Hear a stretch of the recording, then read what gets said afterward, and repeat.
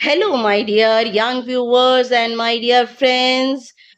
Hello, how are you? कैसे हैं आप और कैसी चल रही है पढ़ाई? और 10th के पेपर्स हैं, आपको बहुत ही ज्यादा केयरफुल होकर के चलना है.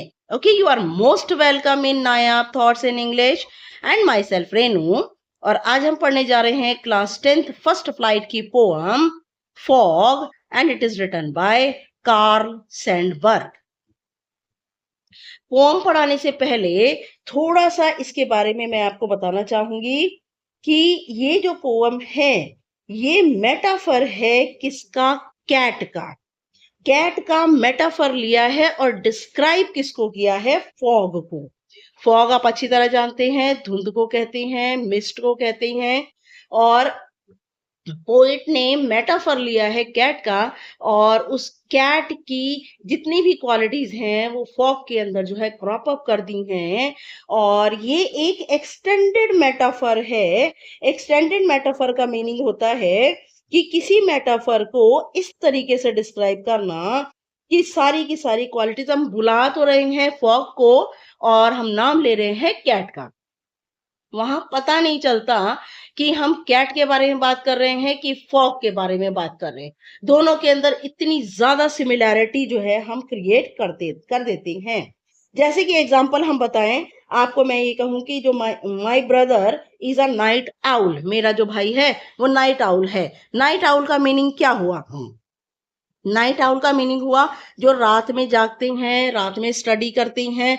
तो मतलब कि आउल की जितनी भी क्वालिटीज हैं मैंने अपने ब्रदर पर क्रॉप अप कर दी और अपने ब्रदर को नाइट आउल ही कह करके बुलाया. इसी तरह के बहुत सारे एग्जाम्पल है, जैसे कि my sister is a walking encyclopedia. मैंने एनसाइक्लोपीडिया की सारी क्वालिटीज जो हैं अपनी सिस्टर के ऊपर क्रॉप अप कर दी. उन दोनों के अंदर कोई भी डिफरेंस नहीं रखा, अपनी सिस्टर को वॉकिंग एनसाइक्लोपीडिया कहकर ही बुलाया है.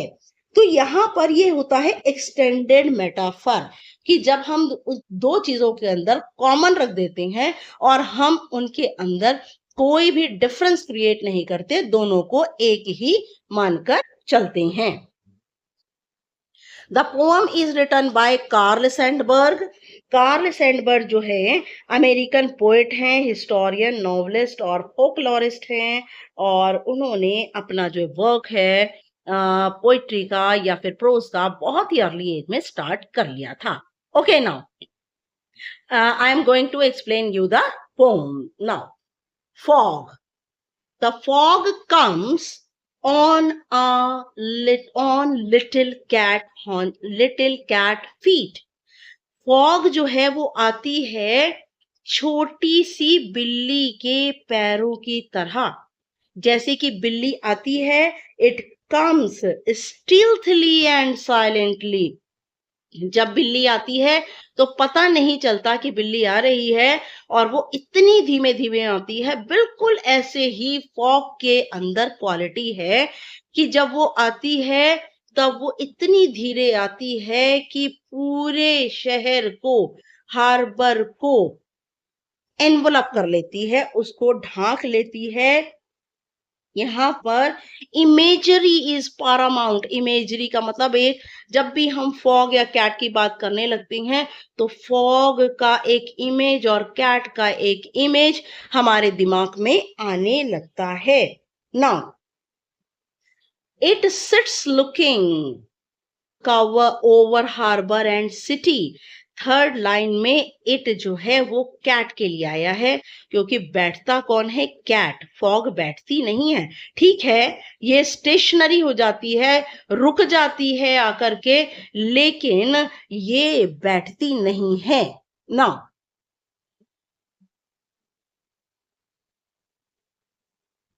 इट सिट्स लुकिंग, यह बैठती है, देखती है, ओवर हार्बर एंड सिटी, बंदरगाह को देखती है और शहरों को देखती है. तो यहाँ पर जो फॉग है बिल्कुल साइलेंटली, स्टिल्थली आती है, बिल्कुल कैट की तरह बैठती है. हॉन्चेस का मीनिंग, यहाँ पर अभी वर्ड आएगा हॉन्चेस, और वह चुपचाप बैठ करके हर बरकौर सिटी को देखती है। और इसी तरह से फॉग, साथ साथ मैं फॉग के बारे में भी बताती जा रही हूं कि जो फॉग है वो भी शहर और बंदरगाह को, बगीचों को, हर जगह को धीमे धीमे देखती है और आकर घेर लेती है। ऑन साइलेंट हॉन्चेस, हॉन्चेस क्या होता है? जब हम अपने कंधे उठा लेते हैं और गर्दन को नीचे कर लेते हैं और किसी चीज को बहुत ध्यान से देखते हैं। कभी आप कैट को देखिएगा, कैट अपने हॉन्चेस में कैसे बैठती है, अपने कंधे ऊपर कर लेती है और अपनी गर्दन नीचे घुसाकर चारों ओर देखती है। ये होता है haunches. Okay, now on silent haunches, अपने कंधों को ऊपर उठाकर गर्दन नीचे रखकर धीमे से चुपचाप, एंड देन मूव्स ऑन, और फिर जैसे बिल्ली अपने शिकार की ओर बढ़ती है कि पहले शिकार को अच्छी तरह देख लेती है, चुपचाप देख लेती है, फिर बढ़ती है, इसी तरह से फॉग भी धीमे धीमे पहले नीचे उतरती है और नीचे उतरने के बाद में अपने शिकार को, अपने प्रे को विक्टिम बना लेती है, शिकार बना लेती है और फिर धीमे धीमे बढ़ती है। यहां पर जो फॉग है, it hangs over the city and remains stationery.